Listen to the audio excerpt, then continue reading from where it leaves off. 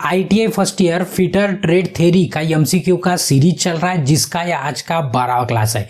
इसके पहले के वीडियो या तो इसके पहले के क्वेश्चन देखने के लिए आप आई बटन पे क्लिक करके देख सकते हो, या तो उसके प्लेलिस्ट की लिंक आपके डिस्क्रिप्शन में अवेलेबल है। साथ ही साथ अगर आपको इस मॉड्यूल का या तो ये पूरे एमसीक्यू का PDF अगर डाउनलोड करना है तो उसकी भी लिंक आपके डिस्क्रिप्शन में अवेलेबल है, वहां से आप डायरेक्टली डाउनलोड कर सकते हैं। और अगर चैनल पे आज नए हो तो आपको क्या करना है, सबसे पहले चैनल को सब्सक्राइब करना है और बेल आइकन दबा के ऑल नोटिफिकेशन ऑन कर देना है, ताकि जब भी हम कोई नया वीडियो अपलोड करें आपको उसका नोटिफिकेशन मिल जाए। ठीक है, तो चलिए बढ़ते हैं आज के पहले क्वेश्चन की तरफ।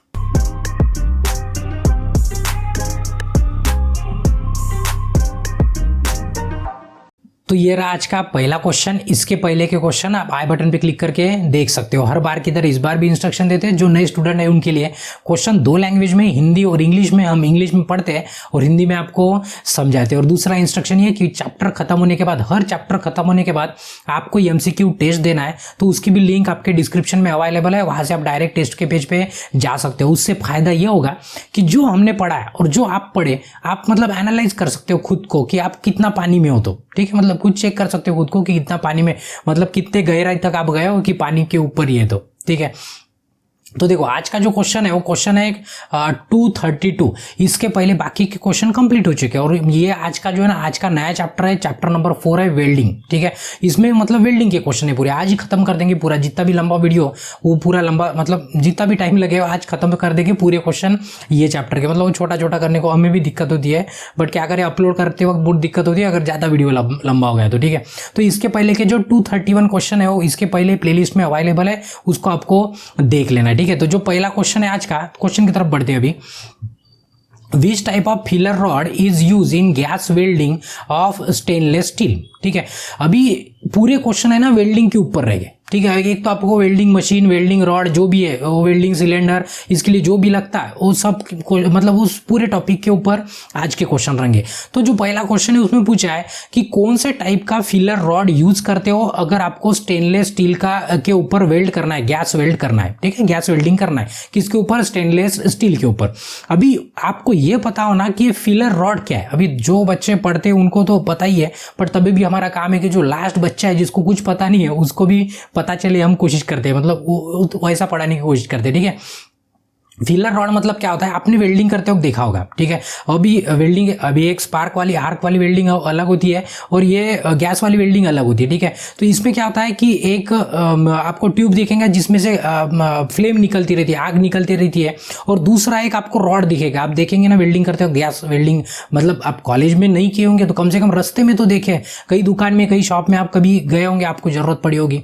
तो एक हाथ में उसके रॉड होता है और एक हाथ में फ्लेम होती हो। वो क्या करते हैं, बराबर उस फ्लेम जहां पे वेल्डिंग करना है वहां पे लगाते और फिलर रॉड उसी फ्लेम में डालते। तो क्या होती है, फिलर रॉड मेल्ट होते जाती है और जहां पे वेल्ड करना है वहां पे मेल्ट होके चिपक जाती है, मतलब लग जाती है उसको। ठीक है, वो रॉड धीरे धीरे छोटी होती है। ठीक है, तो उसको कहते हैं फिलर रॉड। क्या कहते हैं, फिलर रॉड। तो अभी क्वेश्चन में पूछा है कि स्टेनलेस स्टील के ऊपर अगर आपको गैस वेल्डिंग करना है तो किस तरह का फिलर रॉड आप यूज करेंगे। ठीक है, आगे में चल के बताएंगे कि कौन सा फिलर रॉड है और क्या होता है, तो आगे आगे एक साथ पूरा बता देंगे तो थोड़ा सा टाइम लगेगा और बाकी के क्वेश्चन में बताने के कुछ नहीं रहेगा। ठीक है, तो ध्यान में रखिए कि स्टेनलेस स्टील के ऊपर अगर गैस वेल्डिंग करना है तो आपको कोलंबियम स्टेनलेस स्टील का रॉड यूज करना है। कौन सा, कोलंबियम स्टेनलेस स्टील का। तो ये C वाला ऑप्शन क्या है, बिल्कुल इसका सही है। इसका फिलर रॉड यूज करते हैं गैस वेल्डिंग करने के लिए स्टेनलेस स्टील के ऊपर। ठीक है, तो ये C था इसका। इसके बाद नेक्स्ट क्वेश्चन है, name the gas welding defect. Defect मतलब क्या होता है, डिफेक्ट मतलब होता है दोष।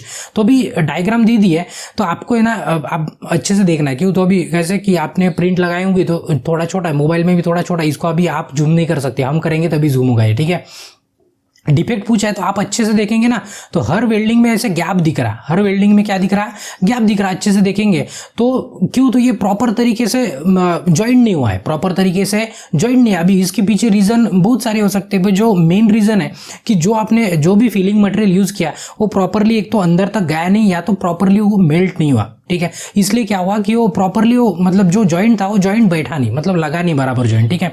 तो क्वेश्चन में वही पूछा था कि इस दोष का नाम क्या है, तो इस दोष को कहते हैं लैक ऑफ फ्यूजन, कहते हैं लैक ऑफ फ्यूजन नहीं, लैक ऑफ फ्यूजन कहेंगे, मतलब पिघलने की कमी, फ्यूजन की कमी। तो क्या हुआ, अपना फिलर मटेरियल पिघला नहीं, तो उसके कारण वो जॉइंट बराबर बैठा नहीं, इसलिए बी ऑप्शन क्या रहेगा इसका सही रहेगा, ठीक है। उसके बाद नेक्स्ट क्वेश्चन है what will cause if nozzle touch the molten pool, ठीक है।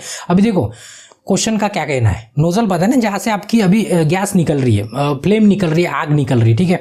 अभी उन्होंने पूछा है कि जहाँ पे आप वेल्ड कर रहे हो तो वहाँ पे मोल्टन मतलब क्या, जो पिघला वाला है, यहाँ पे लिखा होगा ना मोल्टन ही लिखा है, ठीक है। बट जो मोल्टन यानी कि जो पिघला वाला धातु होता है जो वेल्ड करते हैं ना, वो मेल्ट होता है।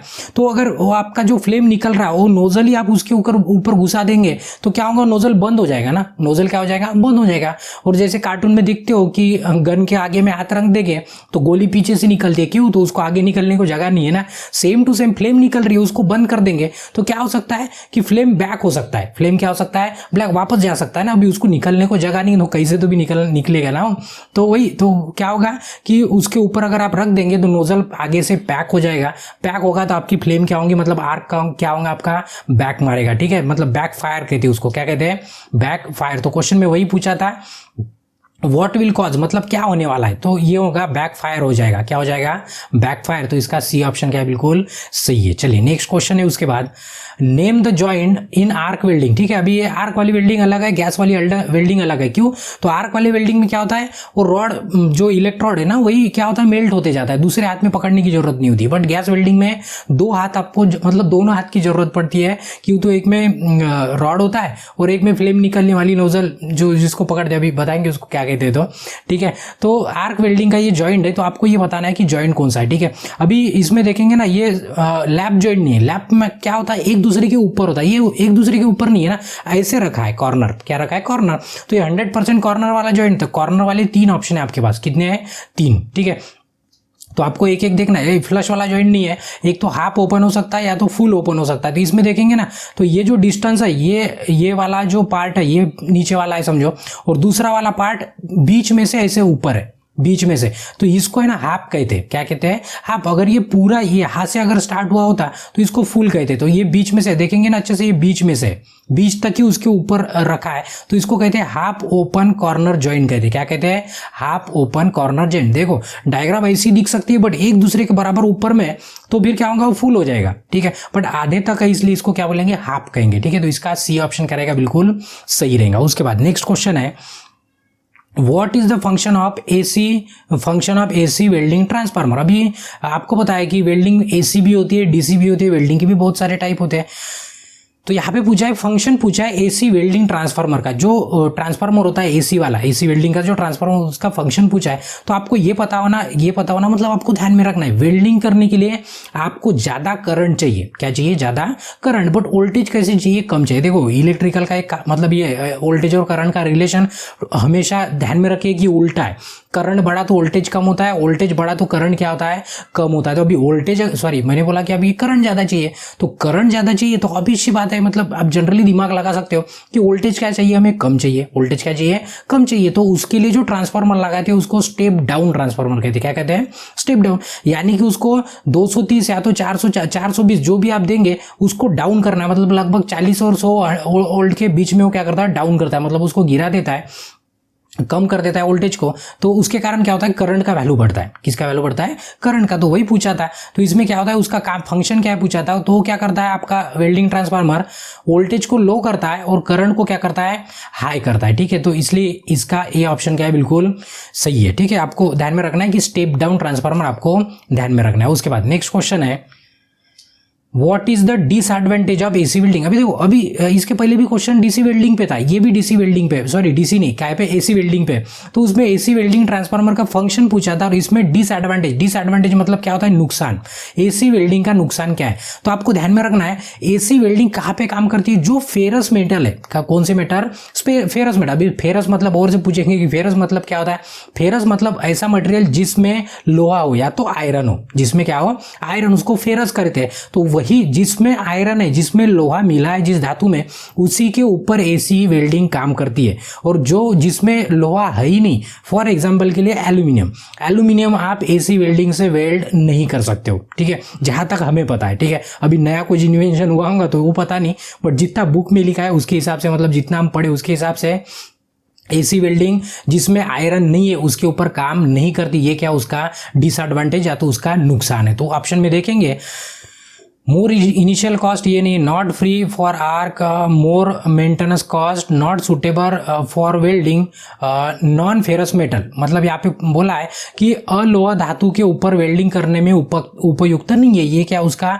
नुकसान, या तो उसको क्या कहेंगे डिसएडवांटेज कहेंगे, ठीक है। तो इसका डी ऑप्शन क्या है, बिल्कुल सही है। चलो नेक्स्ट क्वेश्चन है उसके बाद, Which arc welding machine can be used anywhere in the field work even way from the electrical line? अभी क्वेश्चन में ये पूछा है, अभी ये क्वेश्चन में ना थोड़ा सा हमें डाउट लगता है कि कुछ आगे पीछे हुआ है करके, पर कोई दिक्कत नहीं है। देखो क्वेश्चन का क्या कहना है, क्वेश्चन का कहना है कि ऐसी कौन सी वेल्डिंग मशीन है कि जो हम जहाँ पे इलेक्ट्रिसिटी नहीं है, पता है ना वेल्डिंग करने के लिए आपको इलेक्ट्रिसिटी की सख्त जरूरत है, ठीक है।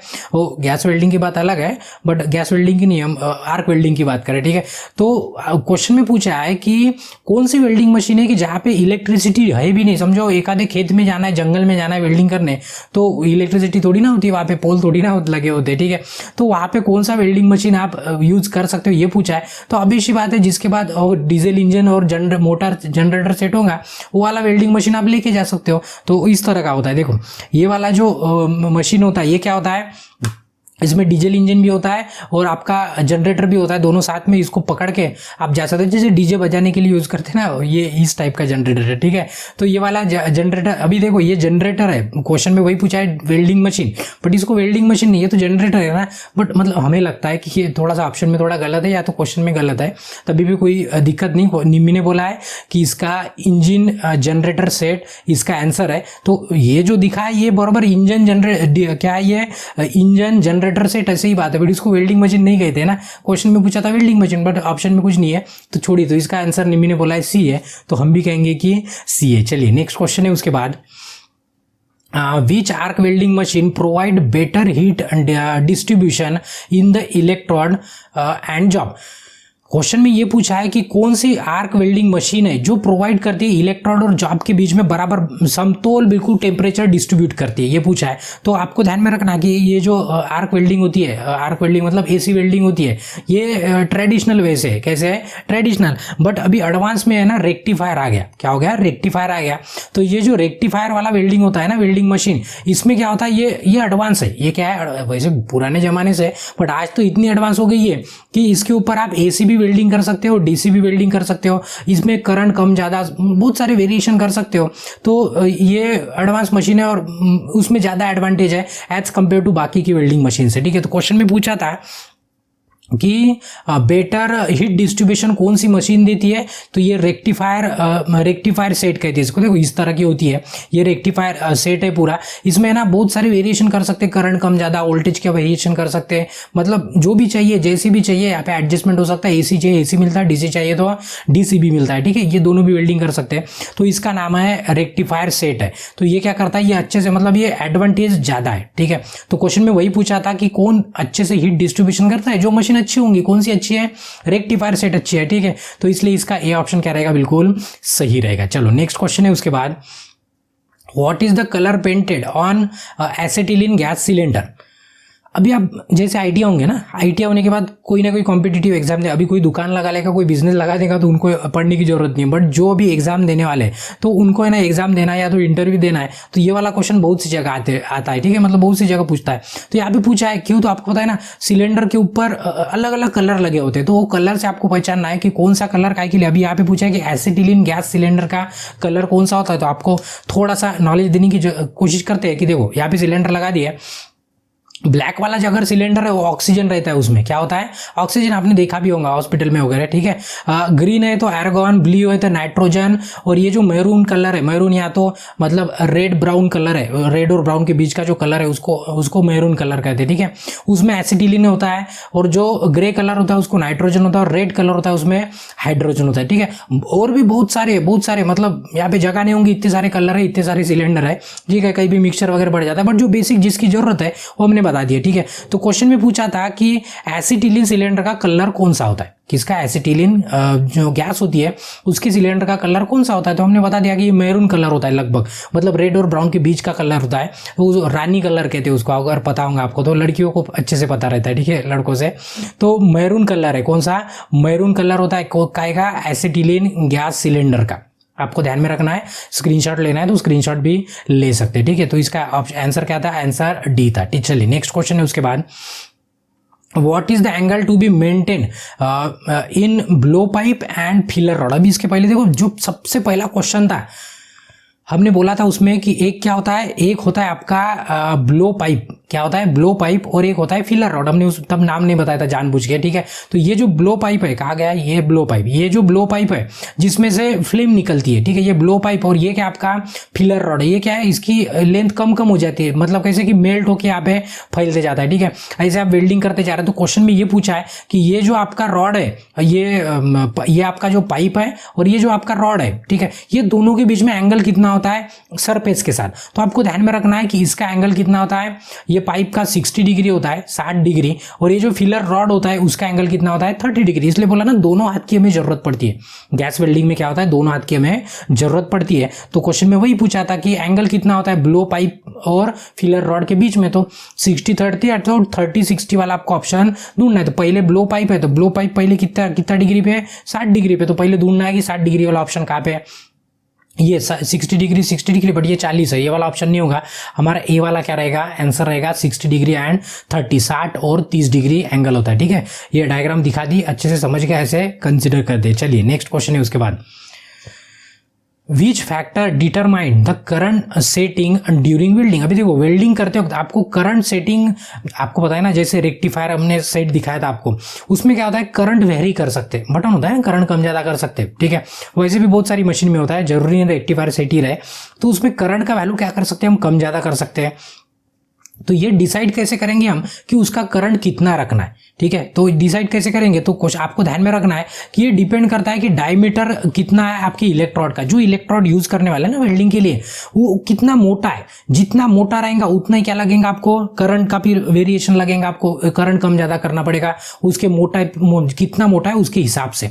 तो क्वेश्चन में वही पूछा था कि कैसे आप डिसाइड करेंगे करंट का वैल्यू कैसे सेट करेंगे। तो जितना उसका व्यास रहेगा, जितना मोटा या पतला रहेगा, उसके हिसाब से क्या करेंगे हम, करंट को एडजस्ट करेंगे, ठीक है। तो इसका डी ऑप्शन क्या है, बिल्कुल सही है। चलिए नेक्स्ट क्वेश्चन है उसके बाद, what is the VOC। VOC मतलब सॉरी क्या, OCV। OCV मतलब ओपन सर्किट वोल्टेज होता है, ठीक है। मतलब ओपन सर्किट मतलब जैसे आपने स्विच ऑन कर दी, आपके सॉकेट में कुछ नहीं लगाया, तो वहाँ पे जो वोल्टेज रहता है, क्यों तो आपके सॉकेट में जहाँ पे पता है चार्जर लगा दे, बटन ऑन करके रख देंगे ना, तो दोनों इसमें सप्लाई रहता है ना, वोल्टेज गिन सकते। तो कुछ नहीं लगा इसका मतलब उसको ओपन सर्किट कहते हैं। क्या कहते हैं, ओपन सर्किट।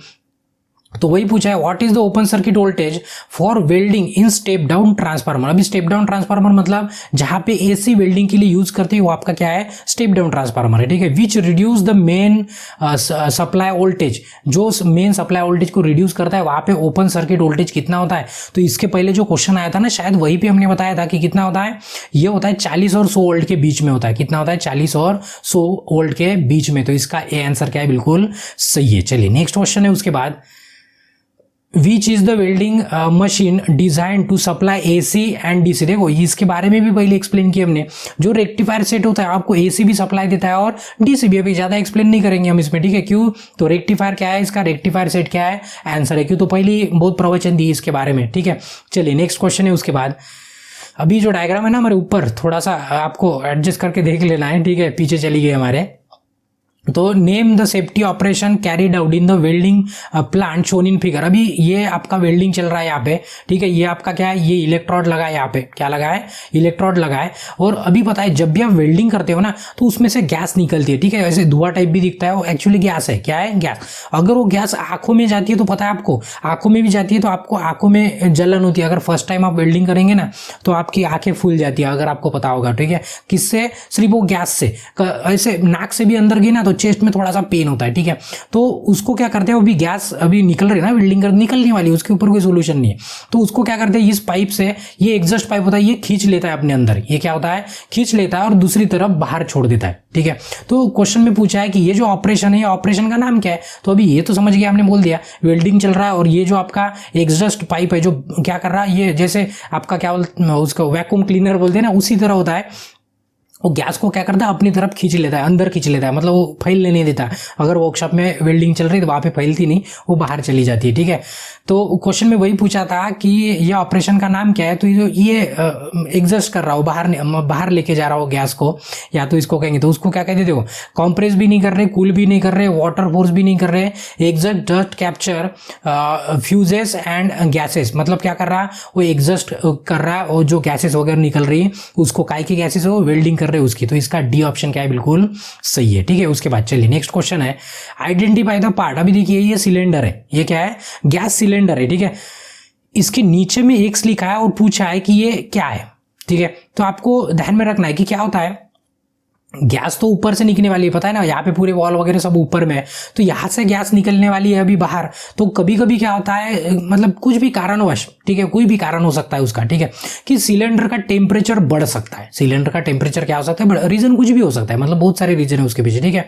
तो सिलेंडर का टेम्परेचर बढ़ गया तो अंदर का प्रेशर क्या होता है गैस का, जैसे टेम्परेचर बढ़ते जाएगा तो अंदर का गैस का प्रेशर क्या होता है, बढ़ते जाता है। अगर वो ज्यादा ही प्रेशर बढ़ गया और उसको निकलने को जगह नहीं मिली तो आपको पता है क्या हो सकता है, ब्लास्ट हो सकता है। क्या हो सकता है, ब्लास्ट हो, तोड़ के बाहर निकल जाएगा, वो कहीं से ना कहीं से तो उसको निकल नहीं है, ठीक है। तो उसके लिए क्या करते हैं, यहाँ पे एक वॉल दे देते, क्या करते हैं, एक वॉल दे देते। वो क्या था कि टेम्परेचर जैसे ही बढ़ने लगता है, वो उसमें फिलर मटेरियल होता है, मेटल होता है, मटेरियल होता है, वो क्या होता है, मेल्ट होता है, और नीचे से वॉल, वो सेफ्टी वॉल कहते हैं उसको, क्या कहते हैं, सेफ्टी वॉल। तो इसमें से गैस क्या होती है, बाहर रिलीज हो जाती है, मतलब ये सिलेंडर फटता नहीं और आप भी नहीं फटेंगे उसके साथ, ठीक है। तो उसको कहते हैं सेफ्टी प्लग कहते हैं, क्या कहते हैं, सेफ्टी प्लग या तो सेफ्टी वॉल दिखेगा आपको। तो इसका ए ऑप्शन क्या है, बिल्कुल सही है, ठीक है। चलिए नेक्स्ट क्वेश्चन है, उसके बाद नेक्स्ट है, what is the name of distortion occur in the welding direction. अभी देखो इसमें 4 डिस्टॉर्शन देखे, तो यहाँ पे सिर्फ पूछा है कि वेल्डिंग डायरेक्शन के साथ कौन सा डिस्टॉर्शन। वेल्डिंग डायरेक्शन मतलब एक तो हम वेल्डिंग ऐसे ऐसे करते जा सकते हैं आगे, या तो ऐसे ऐसे पीछे आ सकते हैं, ठीक है। जनरली हम आगे ही जाते हैं, बट क्या कि कोई अभी टैलेंट होता है किसी के पास, कैसे भी कर लेता है कोई काम, ठीक है। तो वही पूछा है कि उसके डायरेक्शन के हिसाब से जो वेल्डिंग में डिस्टॉर्शन होता है, डिस्टॉर्शन मतलब क्या कहेंगे, उसको विकृति कहेंगे, उसको क्या कहते हैं, तो अभी थोड़ा सा फास्ट में बताते हैं। लेकिन एक है एंगुलर डिस्टॉर्शन। एंगुलर मतलब क्या होता है, अगर वर्टिकल रखना है तो थोड़ा टेढ़ा हो जाएगा, उसको एंगुलर डिस्टॉर्शन कहते हैं, ठीक है। अभी एक है बेंडिंग डिस्टॉर्शन। बेंडिंग मतलब आप जो वेल्ड कर रहे हो ऊपर नीचे हो जाएगा, उसको बेंडिंग डिस्टॉर्शन कहते हैं। उसके बाद है एक है लॉन्गिट्यूडनल और एक है ट्रांसवर्स, ठीक है, हिंदी में भी वही लिखा है। ये दोनों एक दूसरे के उल्टे, एक दूसरे के क्या है, उल्टे। ट्रांसफर मतलब क्या होता है, अभी देखो पहले क्या, पहला वाला जो ऑप्शन है लॉन्गिट्यूडनल, लॉन्गिट्यूडनल बता देते पहले। जैसे ऐसे वेल्डिंग किया है ना, इस डायरेक्शन में हमने वेल्डिंग किया है, तो क्या होता है, ये जो आपका जिसके भी ऊपर भी वेल्डिंग किया, ये सिकुड़ी जैसा हो जाता है। क्या होता है, इसका ये जो शेप है, शेप में थोड़ा सा गड़बड़ हो जाता है। ये कब, जब आप इस डायरेक्शन में कर रहे हो तो उसके परपेंडिकुलर में क्या होता है, वो उसका डिस्टॉर्शन होता है। उसका क्या होता है, डिस्टॉर्शन, मतलब अपना शेप साइज में थोड़ा सा दिक्कत आ जाता है, ठीक है।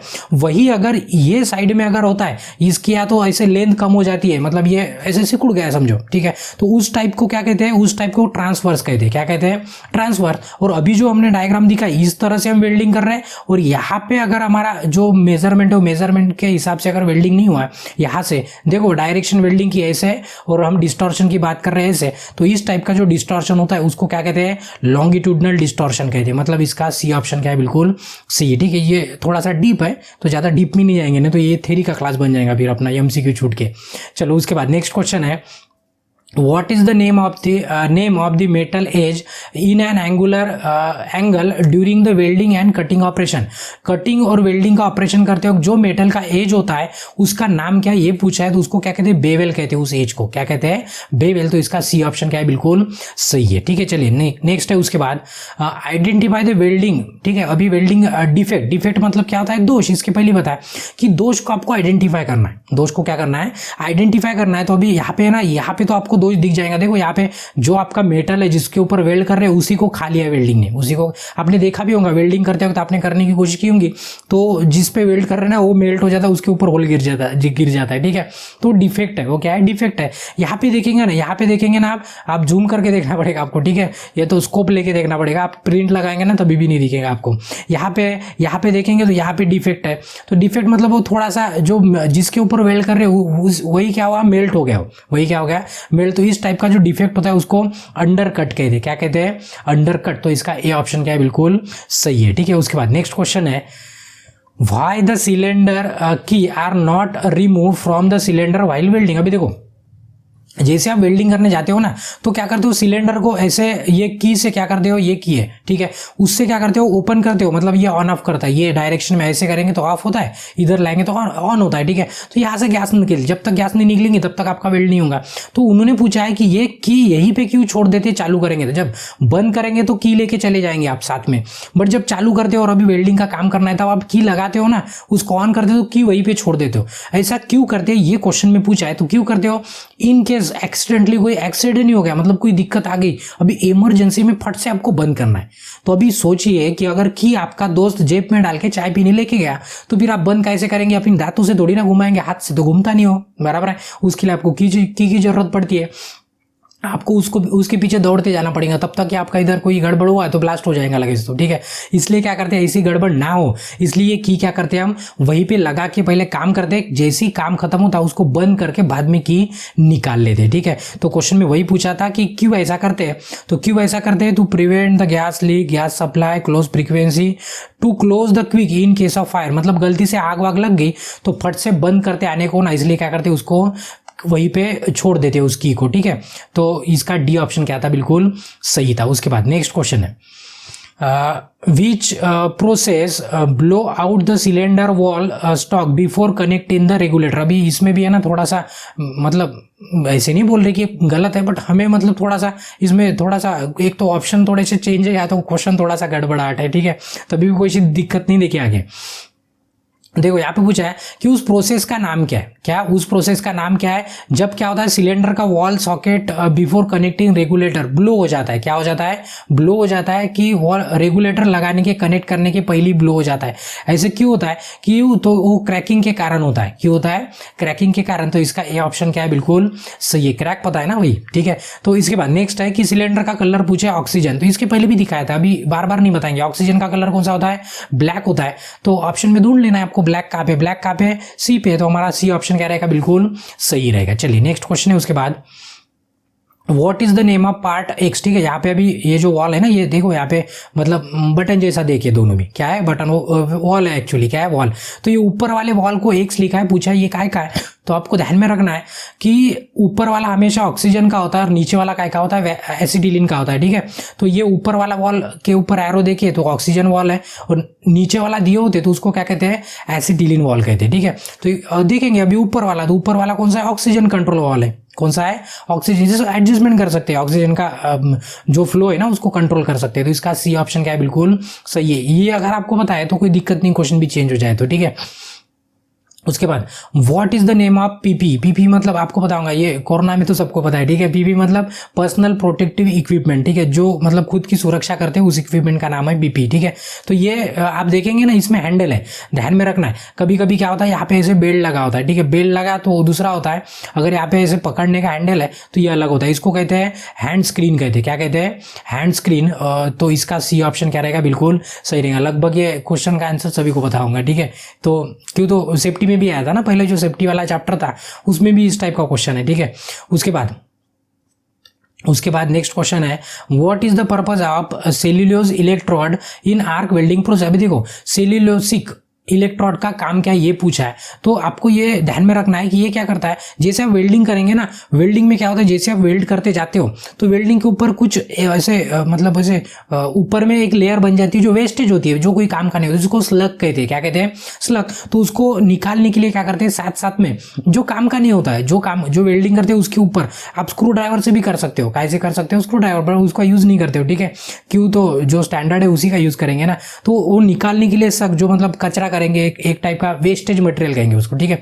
वो निकालने के लिए क्या करते हैं, सेल्यूलोजिक इलेक्ट्रोड का यूज करते हैं। तो यहाँ पे देखेंगे ऑप्शन में, तो very easy to remove the deposited slug, मतलब स्लग को हटाने के लिए क्या करते हैं, उसका यूज करते हैं, ठीक है। तो इसका ये ऑप्शन क्या रहेगा, बिल्कुल सही रहेगा। चलिए नेक्स्ट क्वेश्चन है उसके बाद, what is the name of x. अभी देखो यहाँ पे एक्स यहाँ पे देखे तो पूछा है कि ये क्या है, तो आपको ये पता होना कि ये पहले एक्चुअल डायग्राम है काय की, ये गैस कटर है। ये क्या है, गैस कटर, तो पता है ना, यहाँ पे फ्यूल जा रहा है, यहाँ पे ऑक्सीजन जा रहा है और नीचे में मेटल है, और यहाँ पे क्या हो रहा है, गैस के आर्क से ये मेटल को कट कर रहे हैं, ठीक है। तो यहाँ पे एरो देखा कि ये क्या है, वर्टिकल एडजस्टमेंट है। बाकी के नाम क्या कर लेना है, आपको पढ़ लेना है, क्यों तो अभी पूरा पढ़ता बैठेंगे तो बहुत टाइम चला जाएगा अपना, ठीक है। क्या कहते हैं उसको वर्टिकल एडजस्टमेंट कहते हैं। तो ये वाला देखना है, वर्टिकल एडजस्टमेंट यहाँ पे डी पे, तो हमारा डी ऑप्शन क्या रहेगा, बिल्कुल सही रहेगा, ठीक है। चलिए नेक्स्ट क्वेश्चन है उसके बाद, what is the storing capacity of oxygen cylinder. अभी देखो हर गैस का स्टोरिंग कैपेसिटी, देखो सिलेंडर आपको सेम दिखेगा, बट सबका स्टोरिंग कैपेसिटी, मतलब देखो देखने के लिए तो सेम दिखेगा, अंदर का वॉल्यूम तो सेम रहेगा, बट किसमें कौन सी गैस कितना भर सकते हैं उसका क्या है, लिमिट है। तो यहाँ पे पूछा है कि ऑक्सीजन कितना भर सकते हैं, ये पूछा है एक सिलेंडर में, उसका कैपेसिटी कितना होता है। तो ध्यान में रखना है 7 मीटर क्यूब होता है। क्या होता है उसका, 7 मीटर क्यूब होता है उसका कैपेसिटी, जिसमें आप ऑक्सीजन फिल करेंगे। तो ठीक है, दूसरा गैस भरेंगे उसी सिलेंडर में तो उसका कैपेसिटी कम या ज्यादा हो सकता है, ठीक है। मतलब गैस के हिसाब से क्या होता है, उसका कैपेसिटी कम ज्यादा होता है। ऑक्सीजन के लिए कितना है, 7 मीटर क्यूब है, आपको ध्यान में रखना है। तो उसका ए ऑप्शन क्या है, बिल्कुल सही है। चलिए नेक्स्ट क्वेश्चन है उसके बाद, what is the equipment use to protect the body from the flying spark during the gas welding. जब आप गैस वेल्डिंग करते हो तो थोड़ा सा वहाँ पे स्पार्क होता है ना, वो मतलब अपने ऊपर भी आ सकता है, तो उसको रोकने के लिए या तो उससे बचने के लिए हम क्या यूज करते हैं। तो आपको पता है, ये पूरा स्क्रीनशॉट ले लेना है या तो पढ़ लेना है। जो जिन्होंने पढ़ाई की वो सब पता है, जिन्होंने नहीं की उन्होंने स्क्रीनशॉट ले लेना है, एक बार पढ़ लेना है। क्या होता है कि इनकेस गलती हो गई और पूरा पेपर निम्मी का आना ही बंद हो गया, तो आपको पता हो ना, या तो फ्यूचर में अगर इंटरव्यू देने जाते हैं कॉम्पिटिटिव के लिए, तो इसलिए हम पूरा प्रिपरेशन आपका यह अभी करते हैं। क्यों, तो हमें पता है ना, जो सीरियस है वही वीडियो देखते हैं, और बाकी तो पीडीएफ भी नहीं पढ़ेंगे, डायरेक्ट एग्जाम में जाएंगे, ए पर एप्पल, बी पर बॉल ऐसे करके वापस आ जाएंगे आधे घंटे में। आपसे टैलेंटेड हो, आप वीडियो देख रहे हैं मतलब आप सीरियस हो, ठीक है। इसलिए हम सीरियस बच्चों को ही पढ़ा दे, बाकी कचरा नहीं चाहिए हमें, ठीक है। तो यहाँ पे देखेंगे तो ये लेदर जैकेट है यारो, देख लेना है आपको, ये ग्लोव्स है। उसके बाद इसको कहते हैं एप्रॉन कहते हैं, ये जो आगे में लगा के रहता है ना, उसको क्या कहते हैं, लेदर एप्रॉन कहते हैं, ठीक है। तो ये लेदर एप्रॉन यूज करते हैं। तो कुछ ऑप्शन में देखेंगे लेदर एप्रॉन कहाँ पे है, बी पे। तो चमड़े का एप्रॉन होता है, चमड़े का, लेदर मतलब ही चमड़े का, वो पहन लेते हैं। उसके कारण क्या होता है कि अगर आर्क आती है तो हमें कोई डैमेज नहीं होगा, तो हमें कोई प्रॉब्लम नहीं होगा उससे। तो इसका बी ऑप्शन क्या है, बिल्कुल सही है। चलिए नेक्स्ट क्वेश्चन है उसके बाद,